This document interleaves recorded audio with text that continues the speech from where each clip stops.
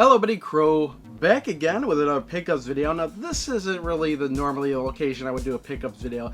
It's just that where I would normally do my pickups video is such a disaster right now that I don't feel like cleaning up to do this video. So I'm just gonna do it here. Yeah, most of the stuff I got, there's not that much stuff game-wise, and most of it I round up getting off of eBay a little bit at a time. But I'm going to start off with the stuff that I didn't get off of eBay, and the first couple of games I actually got at Best Buy, GameStop, because you know, they were pretty cheap. And the first one I'm going to show off here is Little Deviants, because you know, I heard this wasn't that great of a game. It's just kind of like a bunch of little mini games kind of thrown into a package to try and capitalize on the features that the PS Vita has. And the games themselves aren't too terribly interesting. I only played like the first two of them. The first one has you using your finger on the back of the Vita to try and move the terrain to get your character in another place. And the other one has you looking through it like a camera, trying to move around and shoot other things. Not too terribly interesting, but it was $5, and it was a Vita launch game, and it was actually in one of the packet bundles. So just for those things alone, and you know, mostly because it was only $5, that's why I picked up Little Deviants.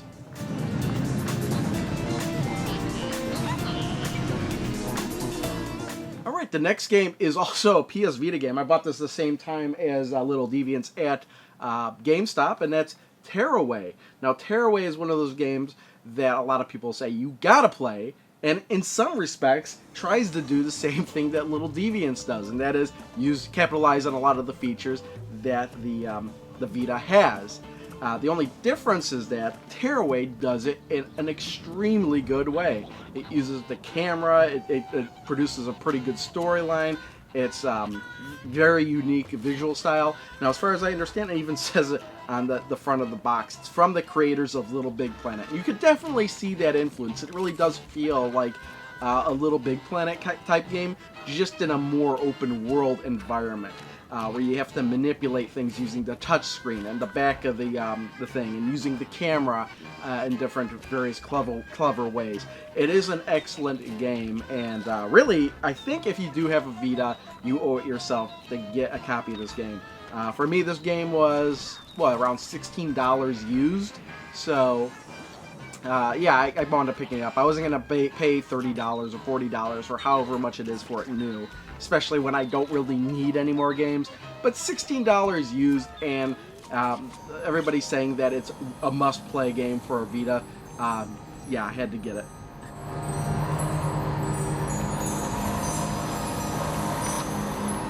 Alright, very recently my wife was at Toys R Us and wound up picking me up this game, Destiny. It was at Toys R Us for $20 or $19.99. I was vaguely interested in Destiny. A lot of people were, I guess a lot of people are hooked on the game. A lot of people complain about the game, and then a lot of people can't stop playing the game. And it is a first-person shooter, and normally I try to stay away from first-person shooters on consoles, just because I'm terrible at the controls. Using a controller, I'd rather use a mouse and a keyboard. But I've been getting used to it, especially since I've been playing Splatoon. I haven't played Splatoon recently, but having played Splatoon, I'm kind of slowly, like over, I don't know how many years, getting used to using a controller for first-person shooter games. And this one does seem kind of interesting because it's got kind of like an RPG feel to it where you level up, and I like how when you're shooting the enemies you see how much of a life bar they have left. Now, I only played this so far. I'm going to have to play more footage of this to capture more footage for this video in particular, but actually, first time I played this was during my first live stream, or not technically, it's not my first live stream, but my first live stream in a very long time with YouTube's new system. So if you were in that live stream, actually I posted that one up. It's called Crow's Test Live Stream. You'll get to see me playing Destiny for the very first time. But I will be recapturing more footage for this, specifically for this video. Anyway, glad I bought it. For me, it seems like it's one of those definitive PS4 games that I think if you have a PS4 you should have. And at $20, that's the right price for me to pick it up.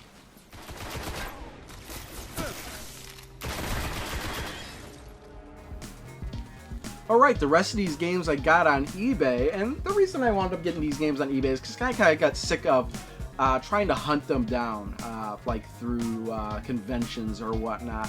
And one of the games I was looking for at the Video Game Summit, and I haven't found it at the Midwest Gaming Classic, I haven't found it at the Video Game Summit, so I just went on eBay and, did I do it buy it now? Yeah, it looks like I did a buy it now. Or no, no, it looks like I wound up winning a bid. But this is Parappa the Rappa 2. Now, this was a game I used to have and I wound up selling off. It's a game that I wasn't too impressed with when I originally got it. Having played, I love Parappa the Rappa, and I loved Jammer Lammy. For some reason, Parappa the Rappa 2 didn't impress me all that much, and I wound up getting rid of it. But more recently, I wound up getting Parappa the Rappa, the Japanese edition, and Jammer Lammy, the Japanese edition. And I looked at it, I was like, I don't have Parappa the Rappa 2. I should really get that to finish off the collection. So I went on eBay, and I wound up, it looks like I won, the winning bid was $18.47. So that's how much I got with it, $18.47, and then about $2.50 for shipping. So around $20. And I guess, I don't know why this is a game that doesn't really show up in at conventions that often, for me at least. So that's why I wound up buying it on eBay. And after playing it again, I kind of am a little bit more addicted to it than I was the first time I played it many years ago. It does really improve on a lot of things. And I've been kind of getting back hooked onto the music, so I can kind of deal with it nowadays.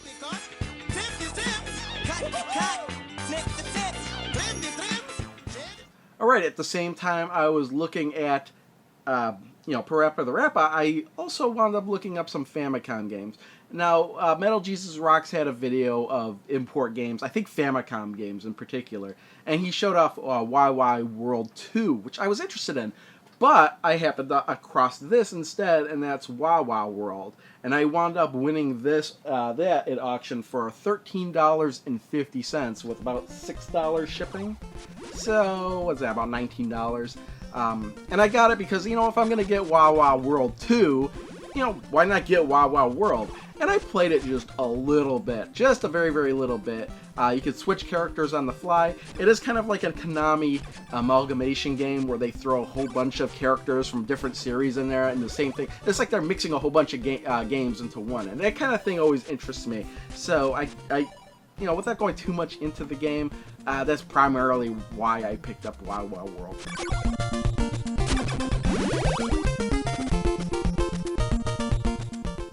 Alright, now I picked up YY World. Now a couple weeks later I wound up getting YY World 2. And I wonder if I've been saying that right, YY World. It's W-A-I-W-A-I, YY World. I guess that's how you say it. But this one I wound up winning at auction for $18.50 with $7 shipping. It tends to go for a little bit more than YY World. But again, this is the one I was more interested in, primarily because it does have some shooting stages in it. I didn't play this one too far. There are some character swapping elements that I really didn't know what I was doing. I'll need to look up some instructions in order to play this. But it's one of those. This is like the perfect type of Famicom game that I want. Although the next game is probably going to be my favorite, one of my favorites. I'm not going to say my favorite. Could be one of my favorites.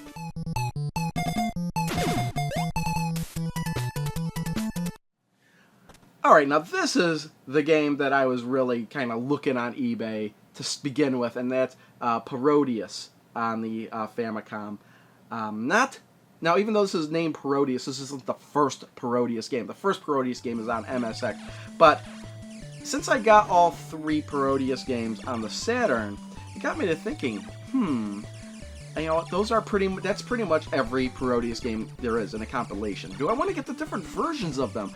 And I thought about it, and I'm thinking, yeah, maybe I do. So yeah, I got this one. Now, the only one I don't have, I'm not able to play, is the one on the MSX. But there is a compilation disc on the Saturn that I'm going to try and get. It's going for a lot. And I might have to think about it for a while if I decide to go into it. It's called, like, the Konami Antiques MSX Collection or something like that. And it's got the original Proteus on there in addition to a whole bunch of Konami MSX games. So I might wind up splurging for that.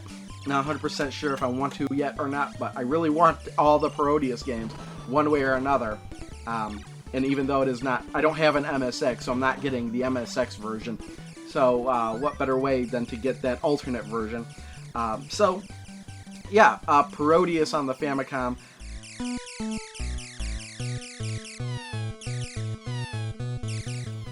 Alright, the last game I have here is Goku Joe Herodias. I think that's the way that's for the Super Famicom. Now, after I bought the Proteus on the Famicom, I was thinking to myself, do I really want to get those Proteus games on the Super Famicom? There are 3 of them. Mainly because I already have those games on the Saturn. But I was thinking, you know, I kind of want to get those games on the Famicom as well. So this was the first one I wound up getting. I've been bidding on, you know, left and right on these kind of things, and these just happen to be the ones I win. And I actually won this for $12.57, $4 shipping. I probably didn't mention it, but the Proteus on the Famicom, I wound up winning that for $18.50. But this one was considerably, I wound up getting considerably less. Again, it's practically the same game.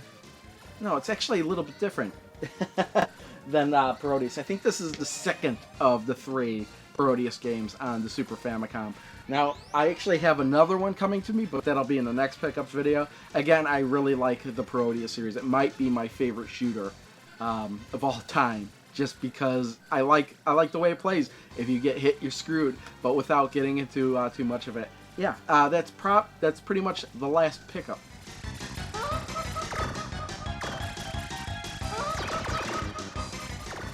Alright, now I'm going to move the camera over there because, yeah, I got some other stuff to show, but I'm not going to do it here. Alright, I got a couple other odds and ends to show off here. Not specifically video games, but I did pick up a PlayStation TV. This was now at Walmart for $44, so I figured that was an appropriate price to pick it up at, since it did kind of what I wanted it to do, but not really that good. I mean, I tried like every Vita game that I had in this thing, and only 2 of them are actually compatible. But what's ridiculous is that it does have it is set up so you could use your PS3, PS4 controller to simulate the touchscreen or the back screen. So there's really no reason why every game shouldn't just work with this. But I was playing a lot of Geometry Wars 3 on this, and that works actually really good with the PS4 controller as opposed to what's just on the Vita. So yeah, I didn't want to pay full price for this because it doesn't do everything it should do. They could potentially update this too to do everything it should do, but really, seeing as how popular that this thing is, I highly doubt they're going to do that.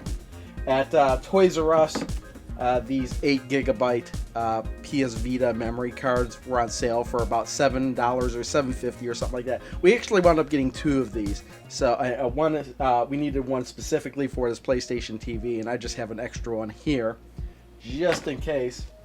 Now, I did pick up a couple movies. We'll go through those pretty quick. Best Buy picked up Dodgeball on Blu-ray for about $5, I think this was. Also at Best Buy, I picked up Mallrats. This was about $5 as well. But probably my favorite Kevin Smith movie. I know it's kind of like the black sheep of his films, but for some reason it's my favorite. And then recently I found this at Fry's. This was a little bit more expensive. It was $11.99, but I really, really like Better Off Dead. It's a classic 80s movie. What's funny is it's every new revision of this movie that comes out in different formats, the cover seems to get worse and worse. I can't quite remember what the VHS cover was, but I know that the DVD cover was slightly better. No, this is just terrible. This is a terrible cover for what this movie is. And I don't know why they did that, but if you haven't seen Better Off Dead, it's a great comedy, 80s style with John Cusack. What else did I get here? I got this at, I don't remember where I picked this up actually. Got this some time ago. It's Dragon Ball GT, the complete series. Let me back up a little bit here. Oops, that's going forward. Okay, well, I kind of wanted to get this because, you know, and the price was right. This was $20. I want to say I picked this up at Fry's, but I don't think that's right. I don't remember where I picked this. I just remember it was $20, and for the complete series, I wasn't going to pass it up. Now I know that in terms of Dragon Ball Z or Dragon Ball series, you know, Dragon Ball Z, and then Dragon Ball GT, this is considered to be not that great. But to me, it had its moments. So I just wound up picking it up. The price is right, like I said. And then for finally, absolutely had to get this. This is Mystery Science Theater 3000 Volume 33. What's funny is that I always pre-order these so many months in advance that when it actually does ship, I'm like, oh wait, what's going on? What did I get? And I'm like, oh yeah, I forgot I ordered this. Now this has 4 episodes. It's got Daddy-O, which is a great episode. Earth versus the Spider, another great episode. Teenage Crime Wave. That is probably my favorite on this whole in this whole set here. And then Agent for Harm, which is a great season 8 episode.